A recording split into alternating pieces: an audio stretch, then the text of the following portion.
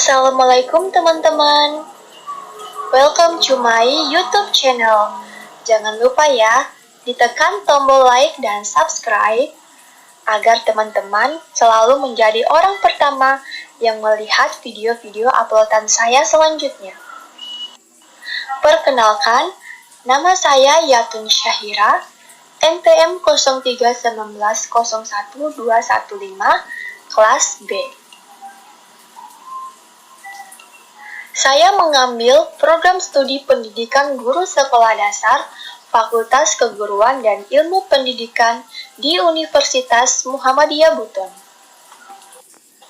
Nah, pada kesempatan kali ini, saya akan membahas mengenai jaringan saraf pada manusia.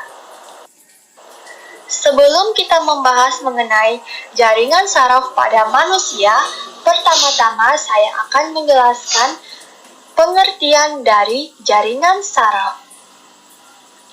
Seperti yang telah terpampang, jaringan saraf atau nervous yang diartikan dapat terangsang adalah salah satu dari 4 jaringan dasar dalam tubuh kita yang disusun oleh sel saraf atau neuron dan sel penyokong saraf atau sel neuroglia yang berfungsi untuk komunikasi.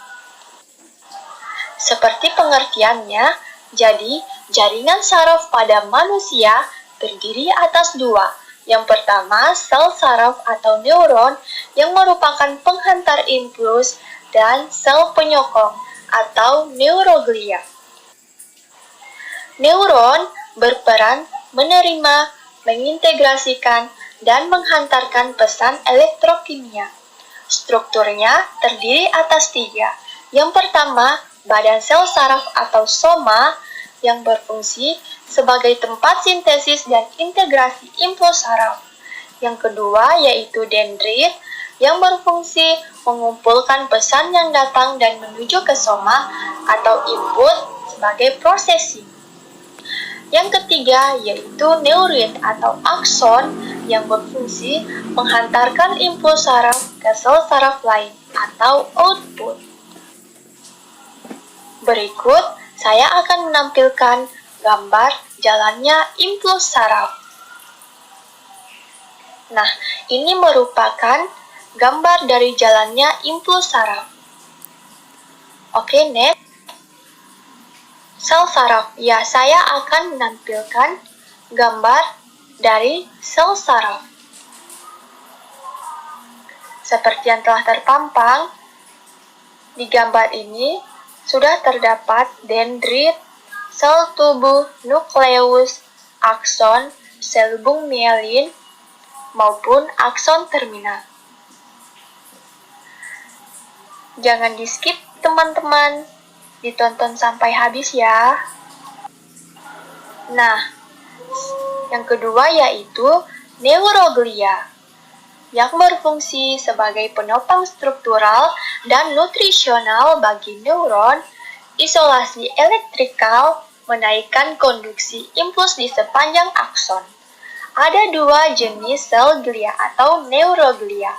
Yang pertama, sel glia pada sistem saraf pusat, dan yang kedua adalah sel glia pada sistem saraf tepi.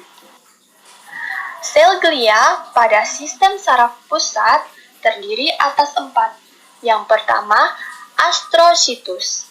Ukurannya paling besar, bentuk sferiz, tidak teratur. Fungsi utamanya adalah memberi sokongan struktur sel, memberi nutrisi, membentuk barrier darah sampai otak. Yang kedua, oligodendrositus. Dia jumlahnya paling banyak yang berfungsi pendukung konduksi impuls pada sistem saraf pusat atau membentuk mielin pada sistem saraf pusat.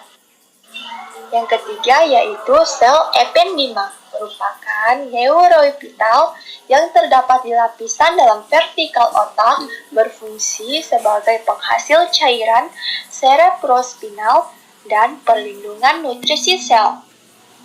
Yang keempat adalah mikroglia. Ukurannya paling kecil, berfungsi sebagai komponen fagositik atau melindungi sel dari pengaruh luar. Yang kedua adalah sel glia pada sistem saraf tepi, terdiri atas dua, yaitu sel Schwann yang terdapat di sepanjang akson berfungsi sebagai penghasil myelin dan meningkatkan konduksi impuls saraf. Yang kedua yaitu sel satelit yang berfungsi sebagai penyokong pada sel saraf tepi. Oke, next. Ini adalah gambarnya. Ini adalah contoh gambarnya. Seperti yang terlihat. Seperti itulah gambarnya. Nah, selanjutnya yaitu fungsi sistem saraf. Fungsi sistem saraf yaitu mengontrol dan mengkoordinasikan aktivitas tubuh, mencocokkan dengan perubahan lingkungan. Caranya ada 3. Yang pertama, memonitor kejadian lingkungan dan di dalam tubuh. Yang kedua, mengkoordinasikan informasi dan mencocokkan dengan kejadian masa lalu atau masa lampau. Dan yang ketiga, menginstruksi sistem-sistem dalam tubuh. Nah, yang ini adalah klasifikasi sistem saraf. Terdiri atas 2. Yang pertama, sistem saraf pusat atau otak dan medula spinalis yang berfungsi mengkoordinasi informasi, ingatan, dan fungsi luhur. Yang kedua yaitu sistem saraf tepi yang terdiri dari nervus, ganglia, dan akhiran saraf yang berfungsi sebagai sistem pengumpulan informasi ke sistem saraf pusat dan membawa perintah dari sistem saraf pusat secara fungsional. Terdiri atas sensoris dan motoris. Oke, itulah pembahasan dari saya mengenai jaringan saraf pada manusia.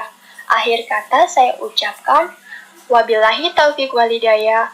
Wassalamualaikum warahmatullahi wabarakatuh. Jangan lupa ya, ditonton video-video selanjutnya. Semoga bermanfaat. Dan ini adalah profil saya. Terima kasih. Sampai jumpa.